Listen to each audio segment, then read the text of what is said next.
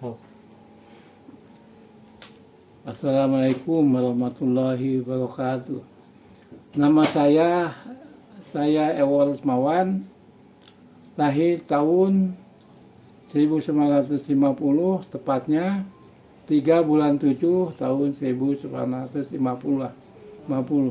Dilahirkan di Kampung Waludoyong, Desa Sinang Herang, Kecamatan Panumbangan, Kabupaten Ciamis, Jawa Barat. Saya menceritakan atas pertama manfaatnya ataupun akibat daripada makan yang halal ataupun makan halal. Kedua, patuh sama orang tua. Kita mulai dari awal saya hidup, yaitu dari mulai SD. Selama saya SD, umurnya kira-kira 3 tahun, saya punya adik namanya Amin. Waktu lahir, Amin itu saya tidak tahu persis, cuman ingat. Waktu itu saya ingat waktu saya dengan Amin itu masuk kolam. Setelah itu diangkat ke atas dan biasa normal biasa. Hanya yang di masa kedua adalah waktu Amin dimasukkan ke dalam tempat, waktu dia itu dilindungi oleh ibu saya, misalnya dipeluk oleh saya waktu malam, tahu-tahu paginya sudah ada di bawah rumah. Kalau rumah saya itu panggung, ya. Jadi bawah rumah, di bawah rumah itu penuh dengan kelapa. Dan sesudah dicari-cari, tahunya dia menjerit Amin, Amin. Akhirnya dia menjerit sama ya gitu. Itu kemungkinan tahun 1956. Itu kejadian waktu kecil. Yang saya maksudkan ini adalah untuk mengetahui dulu asal muasal saya. Keluarga dari bapak saya atau ayah saya punya anak 9, termasuk Amin itu 10. Jadi seluruh suku kakak beradik yang hidup ada 9 orang. Yang pertama awal namanya S, kedua A, ketiga I, keempat H, keenam O, ketujuh E, ke-8 E, ke-9 N, ke-10 M.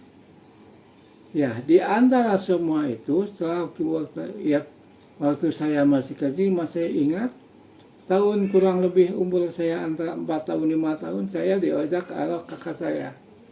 Orang itulah kakak saya yang sampai saya perhatikan dari umur dia waktu saya masih kecil sampai saudara orang ini, dialah orang yang paling patuh hormat sama orang tua, yang paling sayang sama adik-adiknya ataupun sama kakaknya. Waktu itu adalah yang saya perhatikan dari tindak laku dia. Hanya satu kekurangan waktu itu saya, waktu kecil saya diajak untuk mengambil namanya buah limau, ya. Lalu ada semacam mangga yang agak getahnya tinggi. Waktu saya masih kecil diajak menaik tahunya, saya bukan mengambil mangga, malah istilahnya malah saya itu menjilat apa yang keluar di mangga itulah namanya kayak getahnya. Tahu-tahu setelah itu badan saya itu buntik-buntik bintik peluh kayak kutil-kutil kecil. Itu selama kecil. Yang saya kira itu waktu saya masih belum ingat, belum sadar. Yang sudah sadar itu setelah itu selama kecil saya disuruh kurang lebih umur 5 tahun. 5 tahun atau 6 tahun saya disuruh mencari rumput karena ayah saya waktu kecil itu memelihara kambing.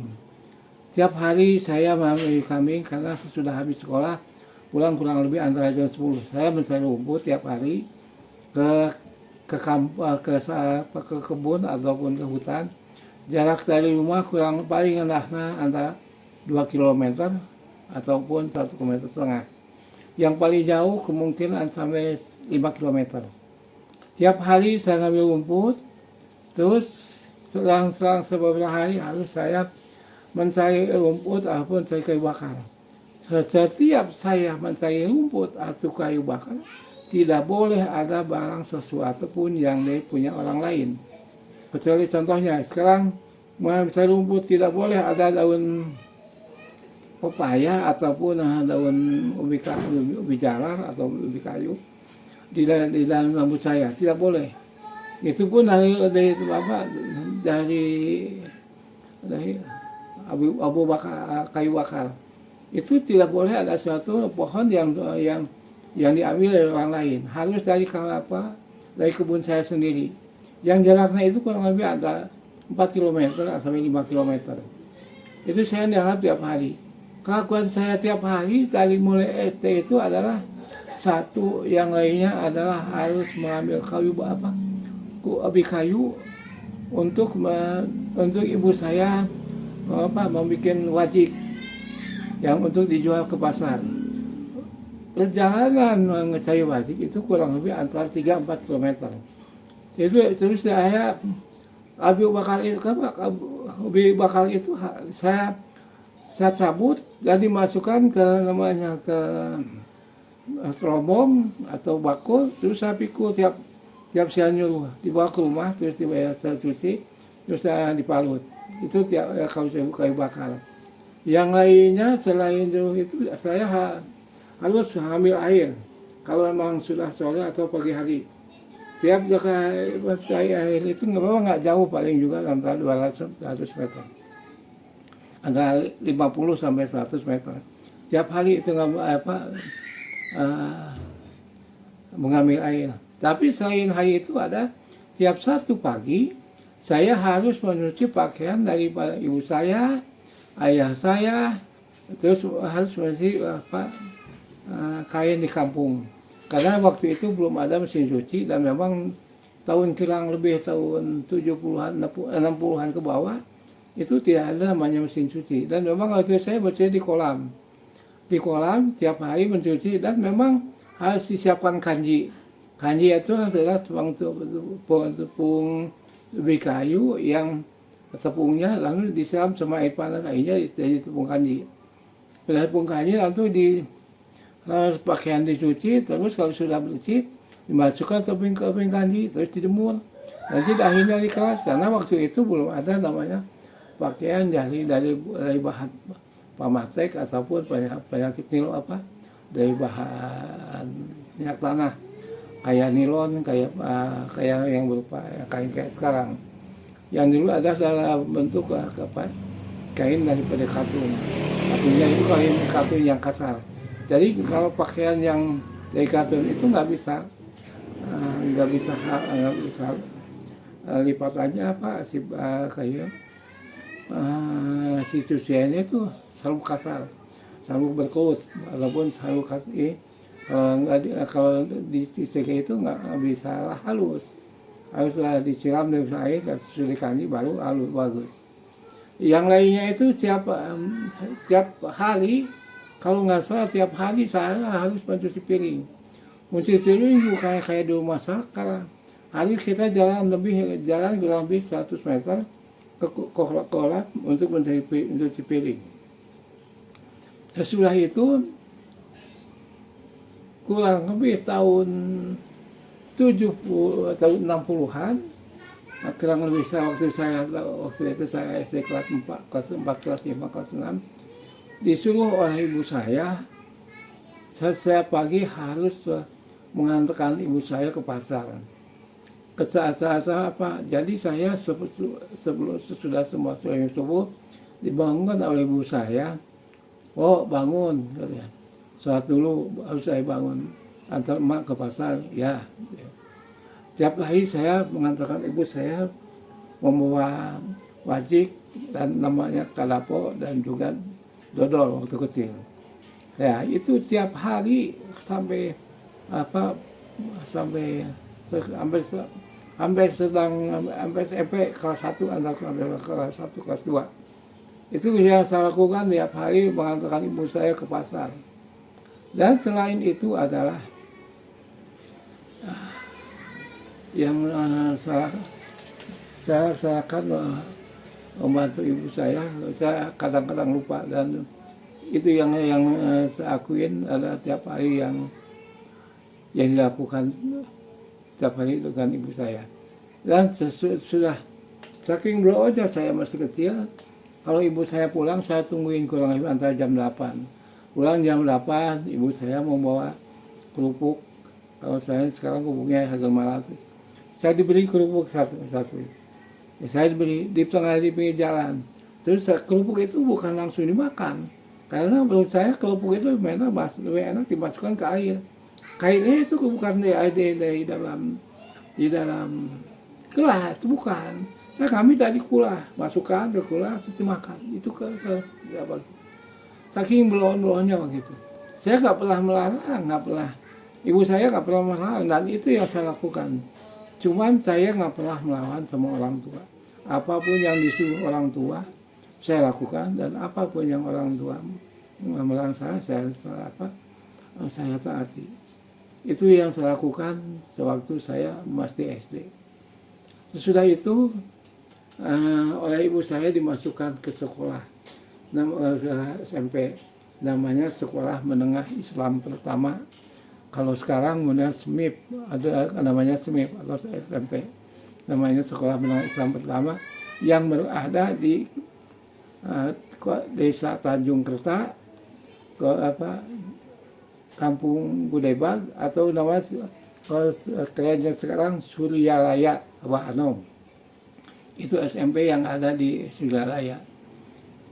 Waktu SMP saya memang jauh beda mengikuti pelajaran.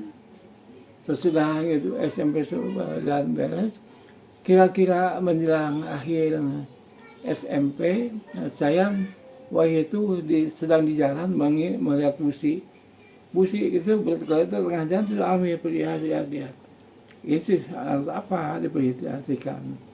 Akhirnya begitu lulus SMP, saya punya niat saya untuk belajar ingin sekolah di mesin. Karena lihat busi ini dari apa bahannya, dari apa ini. Akhirnya saya ingin sekolah mesin. Hanya orang tua waktu itu tidak mengizinkan. Akhirnya saya sudah kayak pulung. Nggak mau ditanya selama seminggu, nggak mau ya.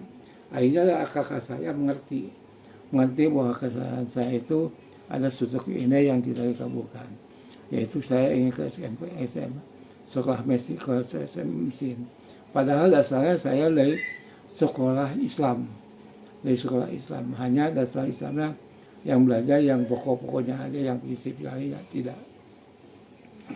Akhirnya oleh kakak saya ditanya, kamu boleh masuk SMA, SMP, STM dengan syarat tidak boleh merokok, tidak boleh pacaran. Itu yang orang tua katakan. Sanggup nggak?